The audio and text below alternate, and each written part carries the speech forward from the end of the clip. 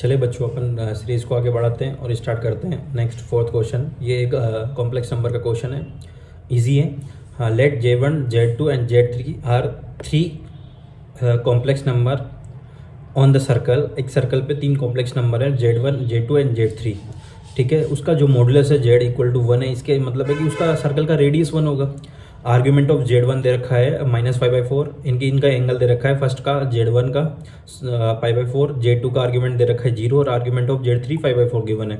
और आपसे पूछा है बेटा Z1 into Z2 bar plus Z2 into Z3 बार और Z3 इंटू Z1 बार का होल स्क्वायर मॉडुलस का इज इक्वल टू ये है अल्फा प्लस बीटा √2 फॉर्म में, जहाँ पर अल्फा बीटा इंटीजर्स है। तो आपसे पूछा है बेटा कि alpha square plus beta square क्या होगा। तो अपन फाइंड करते हैं। सबसे पहले मेरे को क्या गिवन है बेटा, Z1 गिवन है, तो सॉरी Z बार गिवन है 1। तो सबका हम आर्ग्यूमेंट को कन्वर्ट कर सकते हैं। तो argument of Z1 equal to -π/4 given है। तो इसको एक्सपेंसिव पर में, यानी कि मैं Z1 निकालूँ तो ये क्या हो जाएगा बेटा, मोड ये होता है मोड e की पावर i होता है थीटा।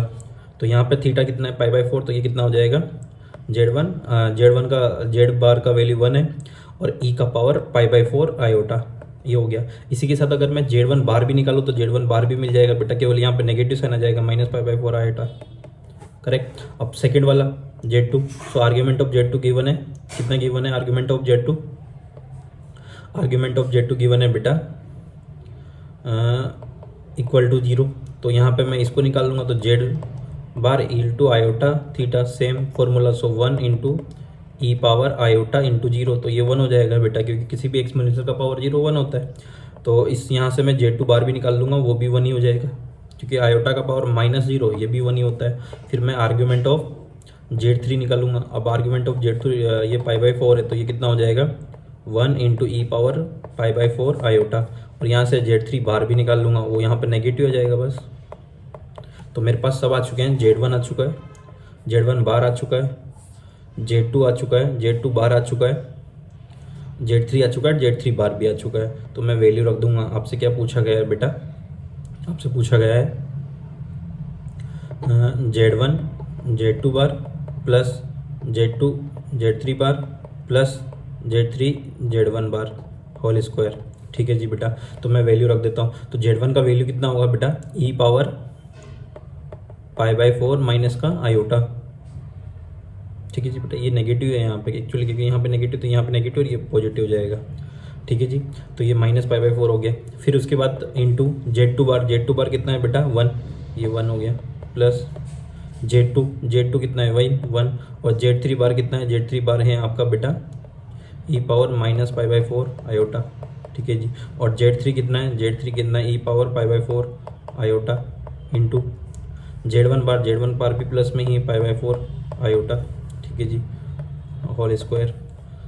अब ये क्या हो गया बेटा, ये हो गया, ये दोनों मिलके हो जाएगा 2 टाइम्स ई पावर -π/4 आयोटा, ठीक है जी। और ये कितना हो जाएगा ई पावर π/2 आयोटा।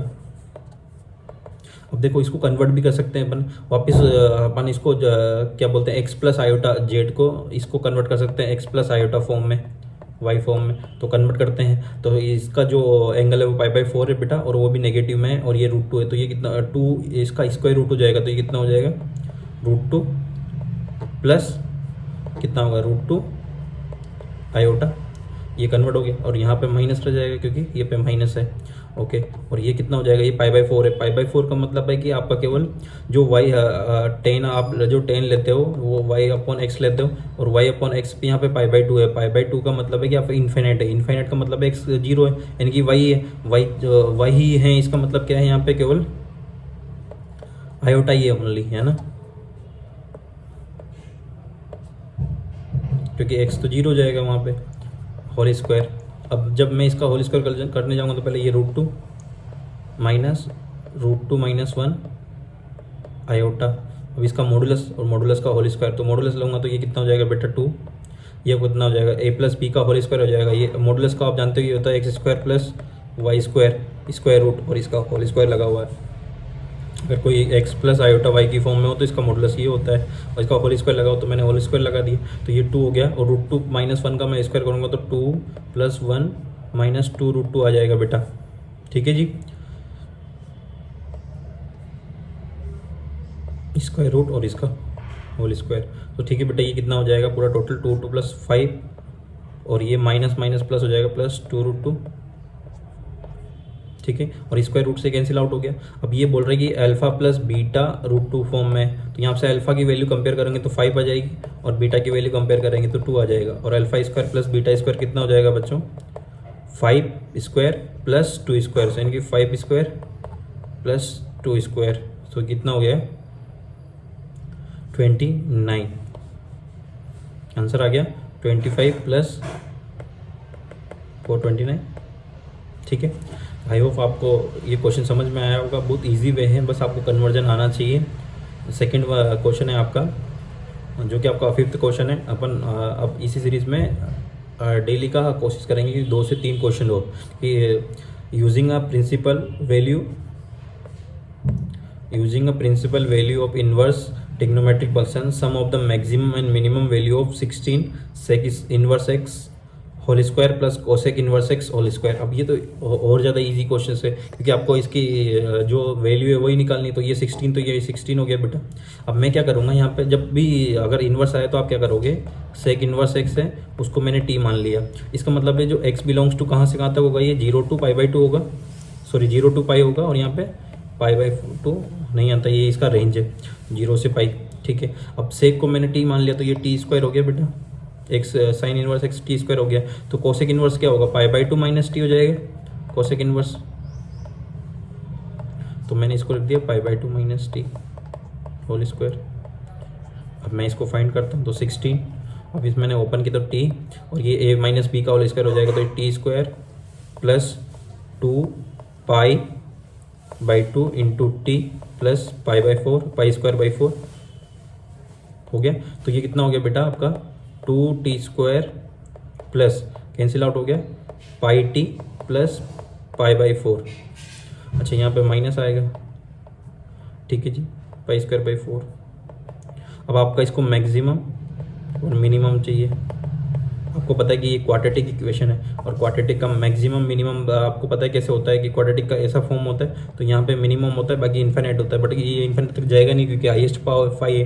तो फिर अगर a ग्रेटर देन है 2 ग्रेटर देन 0 है, तो इसका अपवर्ड पैराबोला बनेगा, और जो ये वर्टिसेस से -b/2 ये होता है, तो इसका जो ये मिनिमम वैल्यू होगा और मैक्सिमम पाई पे होगा, तो मिनिमम कितने पे होगा, ये -b/2 है। तो -b/2 कितना होगा, -π, और 2 है मतलब 4, क्योंकि 2 × 2, ठीक है जी।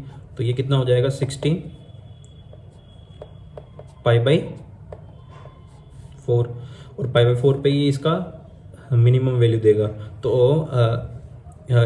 कितना हो जाएगा, ये π/4 इसका वैल्यू रख देंगे, तो ये मिनिमम वैल्यू, तो π/4 पे ये मिनिमम हो जाएगा। और सॉरी, यहाँ पे नहीं रखेंगे वैल्यू, क्योंकि x = π/4 पे, सो t = π/4 पे ये मिनिमम होगा।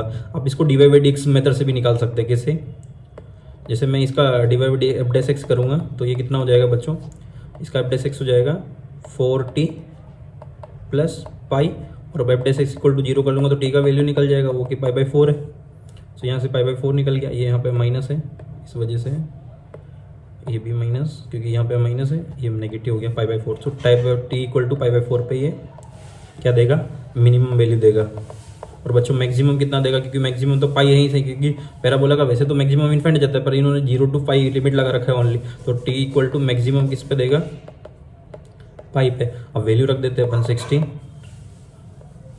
सेक inverse x whole square plus cosec inverse x whole square, put करो वैल्यू π/4, और सो π/4 पुट किया तो कितना आ गया बच्चों, ये जैसे π/4 मैंने पुट किया तो ये कितना हो गया, एक सेक इनवर्स π/2 होता है √2, और कोसेक इनवर्स भी होता है √2। तो कितना हो गया बच्चों, ये 16 और √2 कितना हो गया, एक्चुअली ये t है ना, क्योंकि अपन ने t माना था और t का ही वैल्यू निकाला है, और ये भी t है, तो ये π/2 - t है, तो इसमें रखना था वैल्यू, तो रख दो अब 16 π²/4 π²/16, क्योंकि π/4 का होल स्क्वायर करना है, तो π/4 whole square plus π/2 minus π/4 whole square. ठीक है, अब मैं वैल्यू रख देता हूँ बच्चों। ये कितना हो गया π² प्लस ये कितना हो गया π/4 यानी कि π² ये भी हो जाएगा। सो ये 16 2 टाइम्स π² 16 कैंसिल हो गया तो 2π² ये आ गया। तो ये कितना इसका मैक्सिमम आ गया। इसने क्या पूछा है, find the sum of maximum and minimum. So minimum निकाल ये आपका मिनिमम आया, मैक्सिमम निकालते तो 16 π² प्लस π/2 माइनस पाई होता है π/2 होल स्क्वायर। सो ये कितना हो गया 16 3π/4 सॉरी 5 हो जाएगा ये यहाँ पे। और ये किस कैंसिल आउट हो गया, हाउ मेनी टाइम्स 5 टाइम्स, तो 25 π² हो गया। तो इन दोनों को सम करेंगे तो बेटा कितना हो जाएगा 27।